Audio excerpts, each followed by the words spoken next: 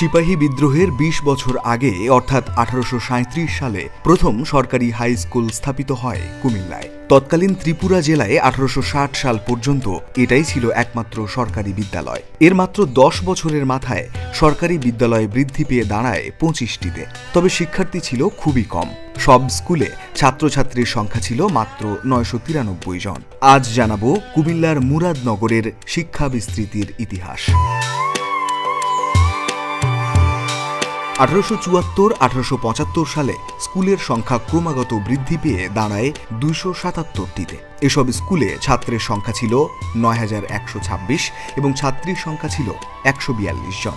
এরপর জেলায় স্কুলের সংখ্যা ১৮৯২-৯৩ সালে বৃদ্ধি পেয়ে দাঁড়ায় ৪,১৮০টিতে। এসব বিদ্যালয়ে ছাত্রছাত্রীর সংখ্যা ছিল ৮৪,০০০-এর মতো। ১৮৮৩ সাল পর্যন্ত কোনো কলেজ ছিল না এই অঞ্চলে। ১৮ দশকের শেষ দিকে ১৮৯৯ সালে প্রতিষ্ঠিত হয় কুমিল্লা ভিক্টোরিয়া কলেজ। জেলায় ১৯০৮-১৯০৯ সাল পর্যন্ত একমাত্র এই একটি কলেজ ছিল। ভিক্টোরিয়া কলেজে ১৯০৭-১৯০৮ সালে ছাত্রছাত্রীর সংখ্যা ছিল ১০৭। এ সময় ছাত্রছাত্রী প্রতি খরচ ছিল প্রায় ৮৬ রুপি। ছাত্রছাত্রীদের বেতন ছিল মাসে ৩ রুপি। এরপর ১৯ শতকের শুরুর দিকে ১৯৩৭ সালে কুমিল্লা গভর্নমেন্ট স্কুল নামে জেলা স্কুল প্রতিষ্ঠিত হয়। এ বিদ্যালয়ে বিজ্ঞান শিক্ষা প্রবর্তিত হয় ১৯৬০ সালে। এরপর ১৯ শতকের শুরুর দিকে ১৯৩৭ সালে কুমিল্লা গভর্নমেন্ট স্কুল নামে জেলা স্কুল প্রতিষ্ঠিত হয়।